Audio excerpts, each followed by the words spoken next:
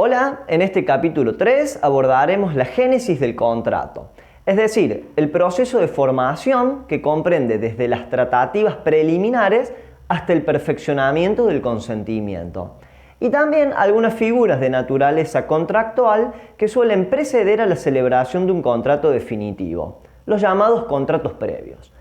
Si bien los conceptos que analizaremos corresponden esencialmente al contrato clásico o paritario, no dejan de ser construcciones jurídicas de carácter general que luego sufren ajustes en la contratación por adhesión o de consumo. Vamos a comenzar. Tratativas preliminares. En ocasiones, el consentimiento o acuerdo de voluntades se produce de manera instantánea, espontánea o casi automática, como cuando paramos un taxi, compramos golosinas en un kiosco o le prestamos un libro a un amigo. Pero en otros contextos, el consentimiento es el resultado de múltiples rondas de negociaciones en donde los futuros contratantes discuten pretensiones, intercambian información, redactan borradores, formulan propuestas, etc. Para Gabriele Fagella, autor italiano que estudió en profundidad el periodo anterior al contrato, la fase de las tratativas abarca desde que los sujetos entran en contacto mediante sondeos o tanteos, hasta que luego de conocerse con más detalle los intereses de cada una, se realiza la oferta o propuesta de contrato. Con la oferta se abre lugar a la segunda fase de formación del consentimiento, que tiene como propósito justamente su conclusión. Esta finaliza precisamente con la aceptación de la oferta que perfecciona el contrato. Más allá de esta segmentación del proceso de formación del contrato, el llamado íter contractual, las disposiciones del Código Civil y Comercial sobre las tratativas se aplica a todo el periodo de negociaciones precontractuales, o sea, al periodo anterior al perfeccionamiento del contrato mediante la aceptación de la oferta. Considerando que las personas son libres de contratar cuando quieran, con quien quieran y como quieran, también tienen la libertad de iniciar tratativas contractuales sin estar obligadas a concluirlas. Entonces, como regla, los tratantes pueden abandonar el periodo de formación del contrato sin responsabilidad o consecuencias. Se trata de un derecho elemental que procura crear un ámbito de seguridad o reserva para la promoción de relaciones patrimoniales. La libertad de negociación es una manifestación más del principio de libertad en materia de contratos. Ahora bien, esta libertad precontractual de ninguna manera es absoluta, sino que encuentra límites en el cumplimiento de ciertos deberes. Ante todo, los precontratantes tienen que obrar con honestidad y lealtad, conforme al deber de buena fe, absteniéndose así de promover o extender negociaciones sin intenciones serias de concretarlas, y también evitando frustrarlas sin justificación. Ello no ocurre, por ejemplo, cuando se entorpecen deliberadamente las tratativas para obtener una diferencia económica. Al mismo tiempo, el derecho de abandonar las tratativas debe ejercerse de modo regular, o sea, según el curso de las negociaciones. La ruptura intempestiva del proceso de formación del consentimiento implica un ejercicio abusivo o antifuncional de la libertad propia de esta etapa. Otro deber básico del periodo formativo es el de información, que consiste en proporcionar de manera cierta, clara y detallada todos aquellos datos que pueden resultar útiles durante el proceso de toma de decisiones. El ocultamiento, la retención o la desinformación contaminan el consentimiento contractual e incluso pueden llegar a viciarlo. Como contrapartida, cuando esa información no está destinada a ser difundida, el destinatario debe mantenerla bajo confidencialidad y solamente puede utilizarla para decidir sobre la conveniencia o no de la operación a celebrarse. Incluso suelen hacerse convenios o pactos de confidencialidad con cláusulas penales para el caso de incumplimiento. También existe un deber de seguridad o indemnidad a cargo del sujeto que entrega cosas a otra para su prueba o ensayo, mientras que el receptor asume un deber de cuidado o custodia durante el tiempo que estén bajo su poder. Finalmente, el deber de prevención del daño impone que los precontratantes adopten medidas razonables para evitar causar un daño, disminuir su magnitud o no agravarlo. Ello se cumple, por ejemplo, comunicando rápidamente a la otra parte sobre ciertos obstáculos que pudieran surgir en el transcurso de las negociaciones. En el pasado se ha discutido sobre el fundamento de la responsabilidad precontractual, especialmente por las diferencias en el régimen de la responsabilidad según su origen contractual o extracontractual. No se puede dejar de mencionar en este tema la célebre teoría de la culpa in contraendo de Jhering. El autor alemán sostenía que luego de la oferta nace un contrato implícito de negociar conforme al deber de diligencia y, ante el incumplimiento culpable de este deber, se produce la responsabilidad contractual de reparar algunos daños ocasionados. Hoy es un debate casi anacrónico, al menos en nuestro derecho, a partir de la unificación del sistema de responsabilidad civil. En definitiva, lo esencial es que el incumplimiento de cualquiera de los deberes que acabamos de puntualizar supone una conducta contraria a derecho o antijurídica, que genera la obligación de reparar todos los daños que se encuentran en relación adecuada de causalidad con el hecho dañoso. O sea, la ruptura intempestiva de las negociaciones, la nulidad del contrato, la difusión de información reservada puede llegar a generar la responsabilidad precontractual. La reparación comprende los gastos realizados en miras a la celebración del contrato, como los traslados para asistir a las rondas de negociaciones, también las ganancias dejadas de percibir durante las tratativas. Así ocurre cuando se paralizan fondos a la espera de concretar la operación. También la pérdida de chance, o sea, la probabilidad perdida de celebrar otro negocio, o incluso las afectaciones espirituales o morales que sufra la persona por la frustración de las expectativas creadas. El Código Civil y Comercial contiene algunos supuestos específicos de responsabilidad precontractual, o sea, por fuera de las disposiciones sobre las tratativas preliminares. Ellos son el caso de la aceptación de la oferta que ha caducado por muerte o incapacidad del oferente, el supuesto de la persona que realiza actos conservatorios urgentes sin aceptar el mandato conferido y las hipótesis de nulidad del contrato atribuible a la conducta culpable de una de las partes. Un instrumento que suele aparecer durante el proceso de formación del consentimiento contractual es la carta de intención. En ellas se puede manifestar la voluntad de iniciar una negociación, la voluntad de proseguirla cuando se interrumpieron, de desarrollar las tratativas sobre ciertos presupuestos, como ser un cronograma de reuniones, acuerdos de confidencialidad, acuerdos de exclusividad, pactos de no competencia, etc. La carta de intención no manifiesta el consentimiento contractual y, ante la duda, debe hacerse una interpretación restrictiva de ella, o sea, en el sentido de la no conclusión del contrato. Y solamente puede ser considerada una oferta o propuesta de contrato cuando se cumplen todos sus requisitos. Manifestación negocial.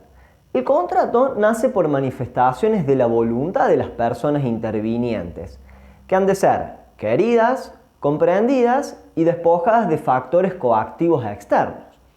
Por un lado, falta la voluntad cuando el sujeto emisor de la manifestación negocial se encuentra privado de la razón. Así podría ocurrir por efecto de algunos estupefacientes.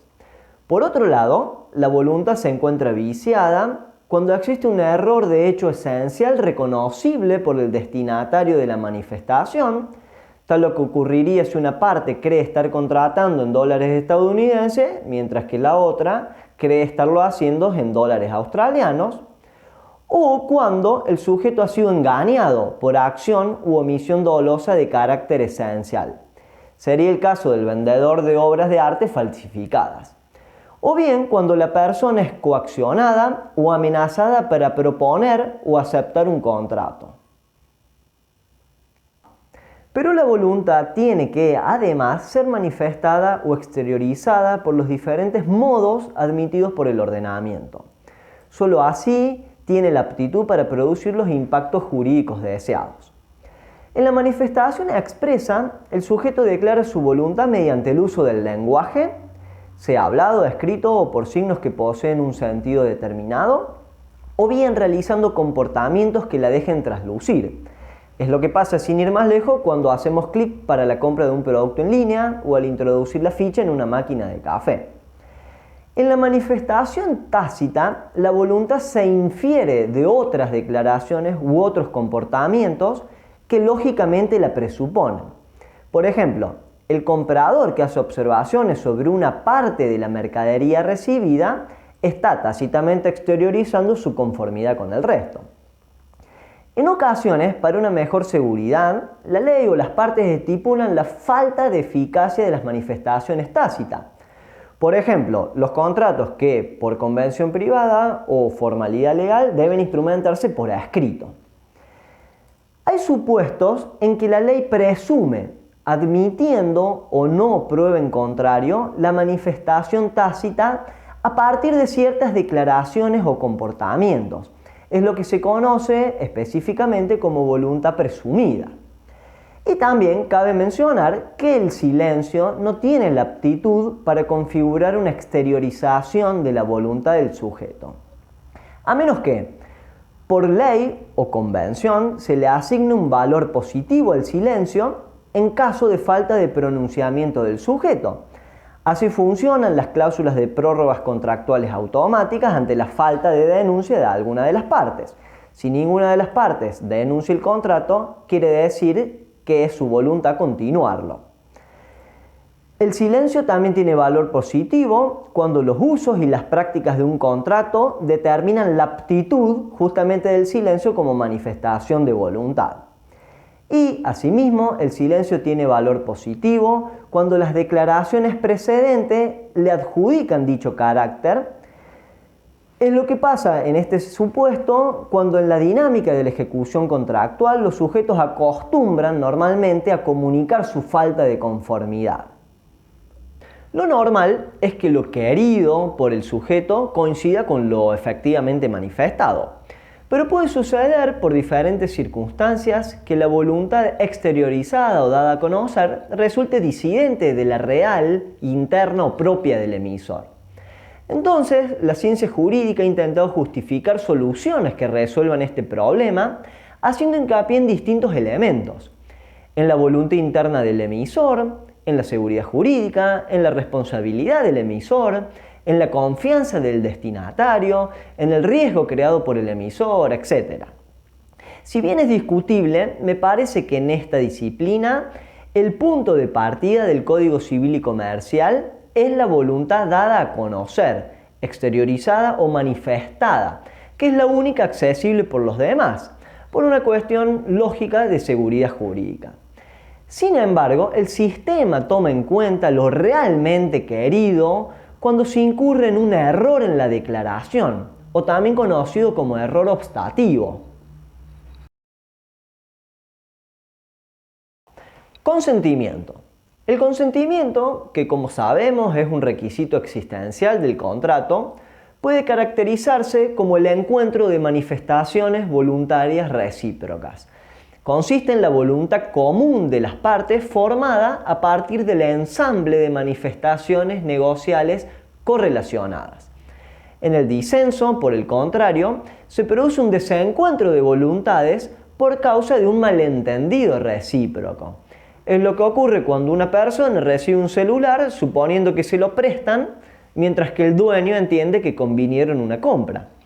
De ahí que el disenso obsta la formación del consentimiento.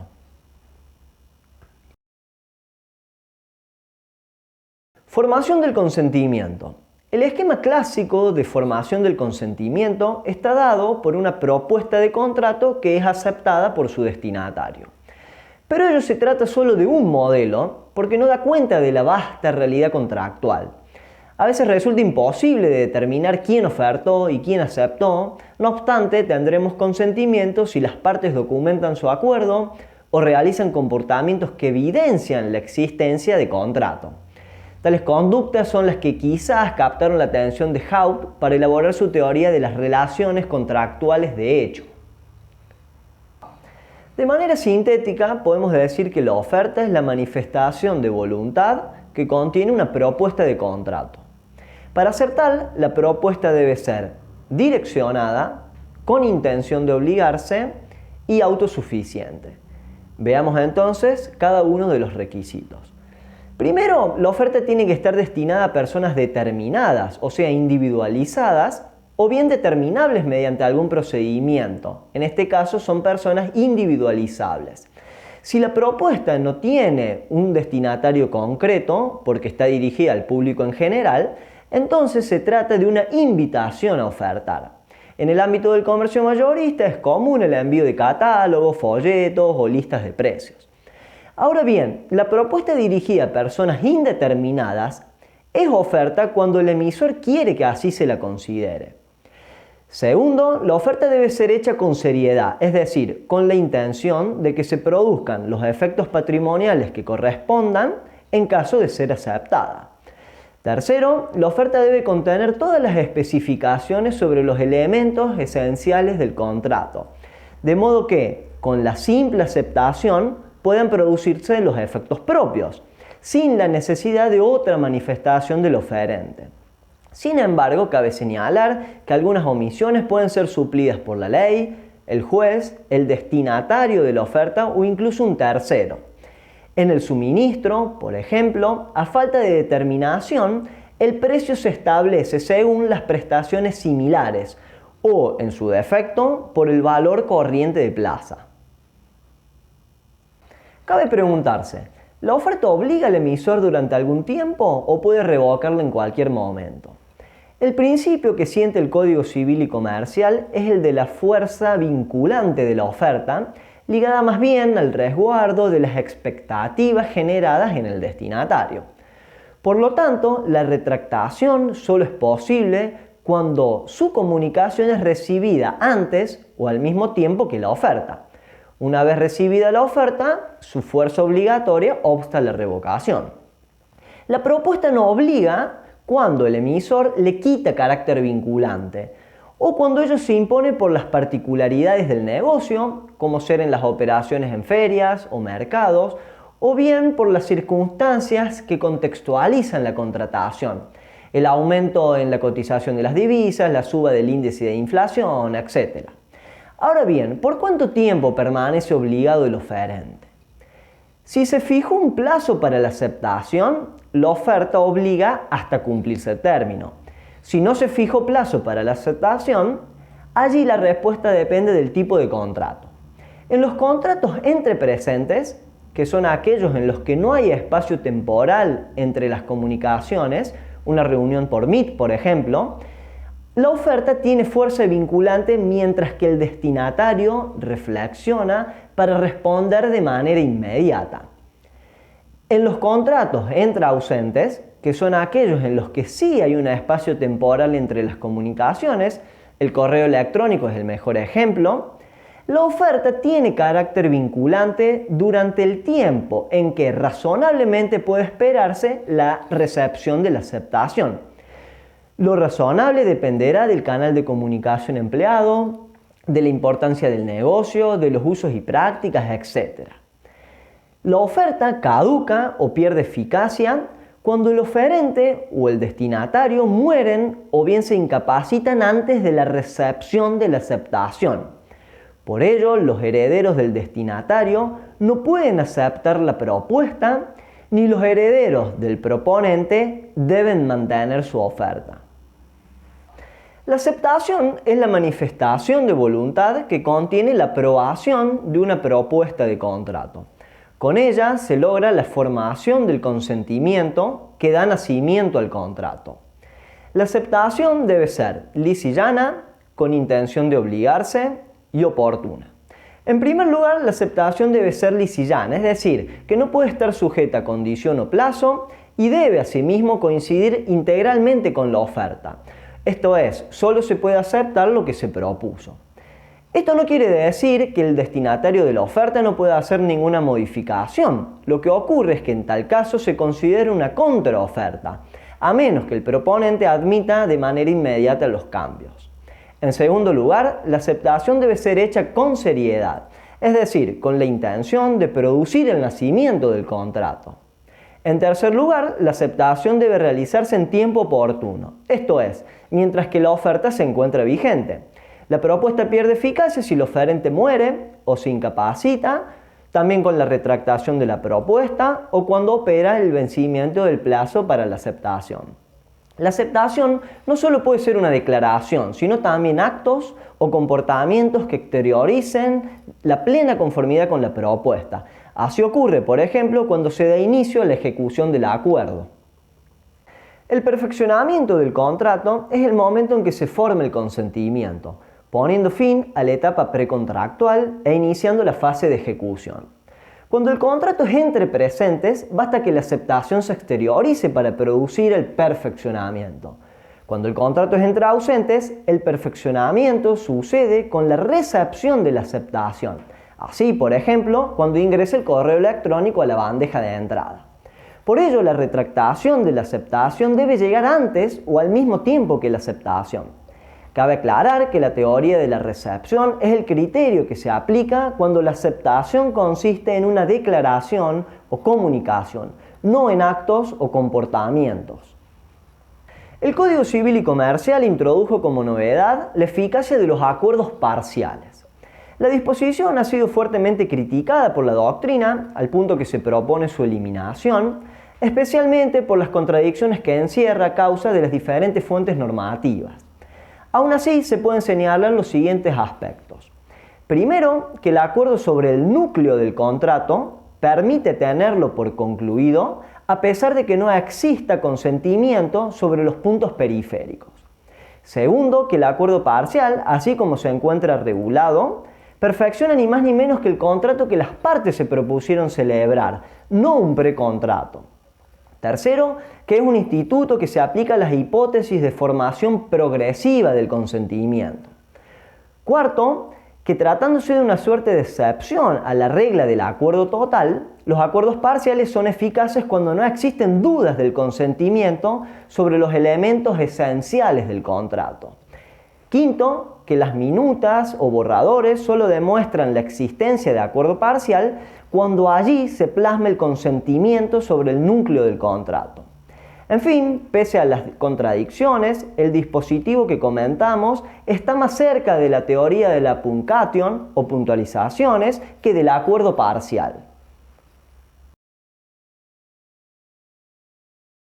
Contratos previos. Hasta aquí hemos desarrollado los deberes que se han de observar durante las tratativas previas al contrato, la responsabilidad precontractual, el nacimiento del contrato a partir de manifestaciones de la voluntad y el esquema oferta-aceptación para la formación del consentimiento.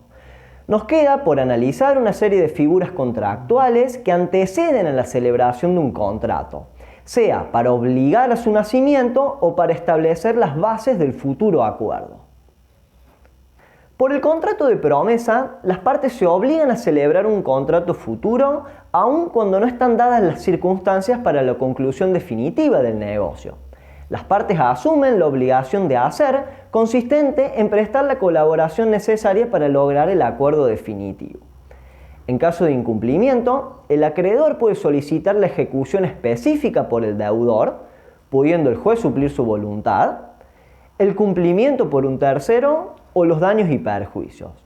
Es nula la promesa de celebrar un contrato solemne absoluto. Ellos son tan importantes que no admiten promesa preliminar. Por el contrato de opción, una parte concede a la otra el derecho irrevocable de aceptar la conclusión de un contrato futuro. Para que éste se perfeccione, el optante deberá hacerle conocer al concedente sobre el ejercicio de la opción. Puesto que la aceptación supone la celebración del contrato futuro, la opción debe cumplir con las formas del contrato definitivo. Salvo pacto en contrario, el derecho de opción no es transmisible. La opción suele incorporarse como cláusula, por ejemplo, cuando las instituciones se ceden temporalmente a sus futbolistas. Entonces el club tiene la opción de adquirir los derechos federativos de ese deportista. En todo contrato preliminar se debe acordar el núcleo del futuro contrato, esto es, los elementos esenciales particulares, para saber qué prometen las partes o sobre qué recae la opción. Sobre el plazo máximo de un año, se discute su ámbito de aplicación. Si bien la finalidad radica en evitar que situaciones jurídicas provisorias se prolonguen en el tiempo, no es menos cierto que el plazo limita fuertemente la autonomía de la voluntad. Por el contrato de preferencia, una parte se obliga a otorgarle prelación a la otra si decide celebrar un futuro contrato. La preferencia se tiene con relación a eventuales interesados en la celebración del negocio. Por ello, si el otorgante decide realizar el negocio, deberá comunicarlo al beneficiario con todos los detalles de las propuestas formuladas por los terceros. Solo de esa manera el beneficiario podrá aceptar el contrato en orden de prelación bajo las mismas condiciones de contratación. Si no hubiera otros interesados, se comunica la propuesta de contrato según las bases estipuladas por las partes. Salvo pacto en contrario, la prelación se puede transmitir a terceros. Por el contrato reglamentario, las partes preparan el terreno para futuros contratos, estipulando de común acuerdo un marco o condiciones generales de contratación. Ello permite que, llegado el momento, se discutan solamente los aspectos particulares de cada negocio. Por el contrato normativo, las partes crean una disciplina jurídica imperativa para futuros contratos. Es lo que ocurre, por ejemplo, con los contratos colectivos de trabajo u otros contratos celebrados entre instituciones que representan diferentes sectores económicos. Por el contrato sujeto a conformidad, las partes se obligan a celebrar un contrato futuro en caso de obtener una conformidad o autorización externa.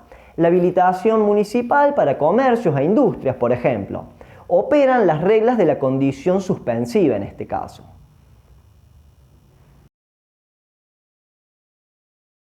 Terminamos así con un extenso capítulo en el que pudimos examinar cómo se forma el consentimiento contractual, qué sucede en cada etapa de la formación del contrato, cuándo se perfecciona el acuerdo y cuáles son los contratos precedentes al definitivo.